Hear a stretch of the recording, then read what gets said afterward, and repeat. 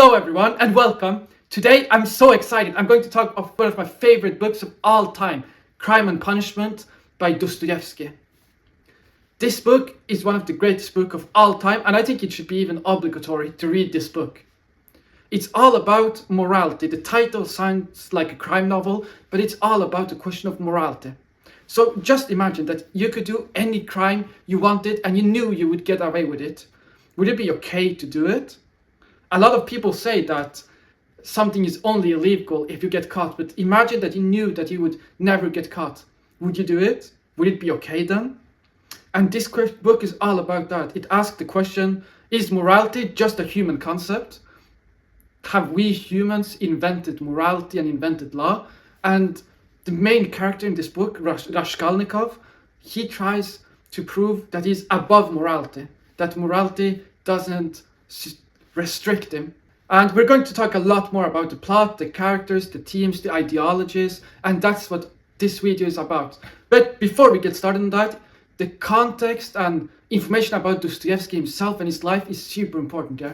So this video is going to start off with that. Let's start with some information about the author himself, Dostoevsky. Dostoevsky was actually born into a relatively wealthy family, but he was sentenced to death because being part of a revolt against the Tsar. So he was taken out, lined up in front of a firing squad, and just like a movie, in the last second, his sentence was converted into prison, and then he was sent to Siberia, where he was in a gulag or in a prison camp for many years. And there he met people from all parts of society, and that formed a lot of his experience, and a lot of his views on the world came from that time period. In addition, Dostoevsky himself was actually under a lot of financial stress. He had a big gambling problem, and this book, Crime and Punishment, actually came out in installments, some parts of it, because he actually needed the money. So he himself has actually a lot of experience with both morality, both the psychological pressure, and that's why this book is written so elegantly, so perfect, because this book is a psychological book, and Dostoevsky himself experienced all the kinds of psychological pressure that our main character, Raskolnikov, experiences. And when it comes to the context, this book is written in 19th century Russia, which was a very different time. There was a lot of poverty around that time, and the crime in this book, the killings by a young student of a pawnbroker, actually happened. There was not only one, but several such cases in 19th century Russia in the newspapers. So the settings is also totally real. 19th century Russia was chaotic, dirty, a lot of poverty, a lot of people, and that's the world we're thrown into. Now, a little bit of a spoiler alert. What is the plot in this book? So this plot is all about our main character, Raskolnikov. He's studying in St. Petersburg, and he goes to a pawnbroker and he pawns everything he has. The watch from his dad, the jewelry, and he's being exploited, but he gets a little bit money from that. That is a lot underpriced, but he still takes it and he doesn't think anything about it. He gets money from his mom that gives everything she can from her pension. He gets money from her sister, but it's not enough. The money is used fast and he needs money. And an important thing here is that he refuses to get a job, a normal job, like a tutoring job or whatever. And that's because he has an ego and he feels like he's above others. He has pride. And then he thinks about it. Is morality just a human construct? Is it above humanity? He sees this pawnbroker just as a parasite, like something that is wrong with society. And that's when he decides to do it. He goes into a room and he kills her. With an accident, her sister, the pawnbroker's sisters, come into the room and he kills her too. But then something really important happens, and that is that he actually gets away with the murder. There's no witnesses there. He gets out of the apartment, he gets the money and the things. And the murder happens very early on in this gigantic book. So this is not a crime book. The book doesn't revolve around the act of murder itself. The murder happens very early on, but the book is all about what's happening in Raskolnikov's mind, all the psychological things that is happening in his mind. And that's how this book is a masterpiece, because the majority of it is all about all the confusion and everything, all the crazy that is happening in his mind after he commits the murder. There's also some other side characters here. So there's the character of Sonia, which is the opposite of Raskolnikov. She is thrown into poverty to support her family. She becomes a prostitute and sacrifices everything to be able to get money to support her family. There's also Donya, which is Raskolnikov's sister. She also agrees to marry this man, Lushkin, as a self-sacrifice, but at a certain point he stands up to him for herself and doesn't accept to be degraded.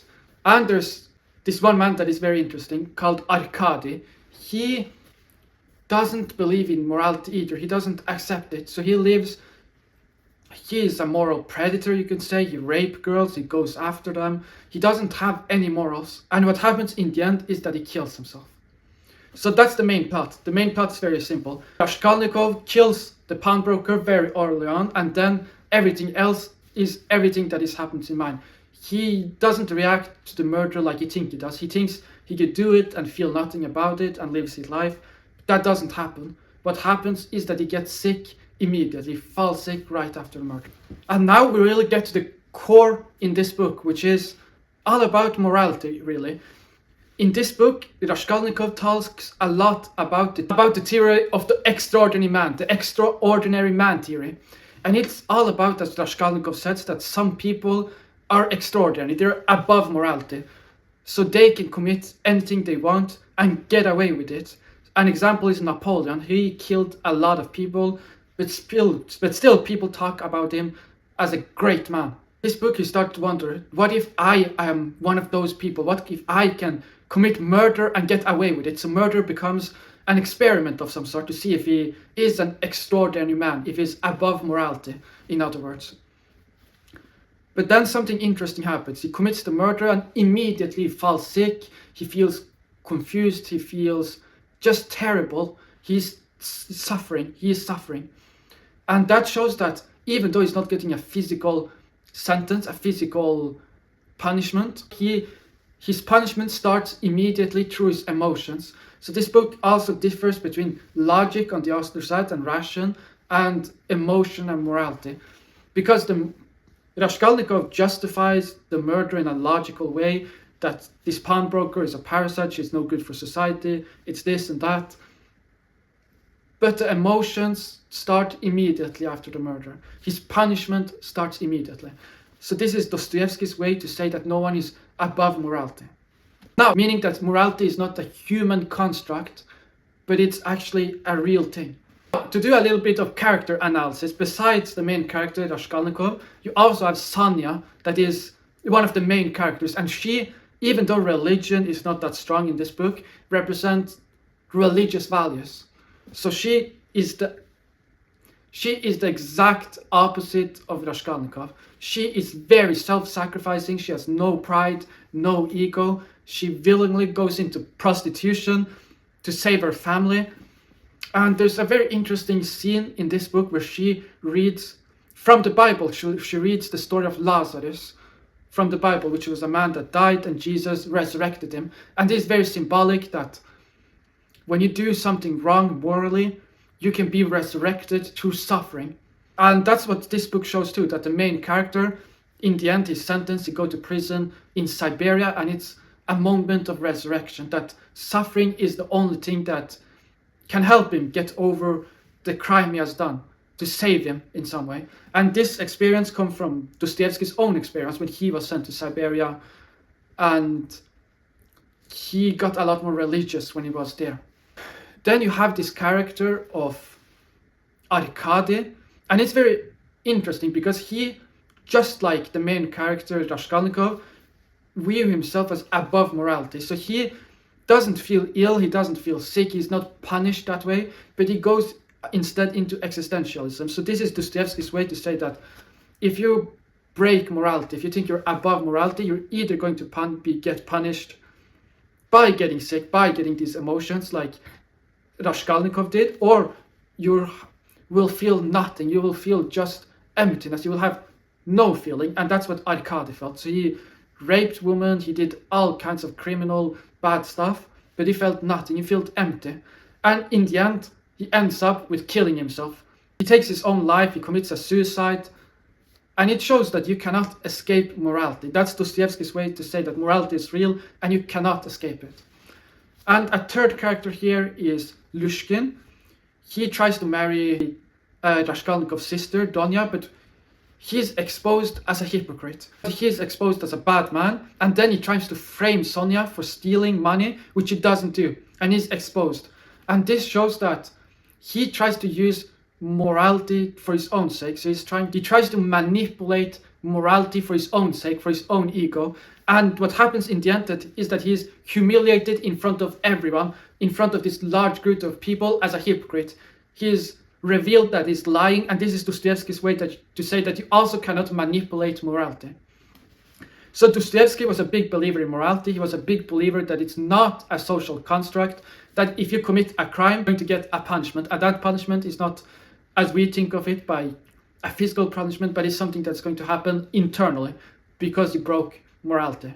What is interesting with Crime and Punishment is that it's a cat and mouse game. So like most crime novels, you usually have the police investigate clues, try to find a specific evidence to find the person that did the crime. But here, there's zero evidence. So Raskolnikov could actually get away with it. But the police inspector, a very smart man named Portifier, he relies on the psychological understanding of human. So he doesn't arrest Raskolnikov. He has no proofs.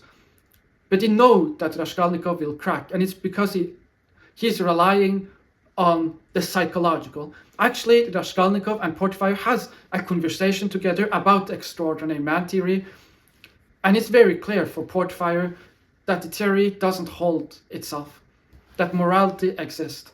And that's why it's very interesting, because in this book, Raskolnikov is caught not by Portifier, not by some specific evidence, by his own confession.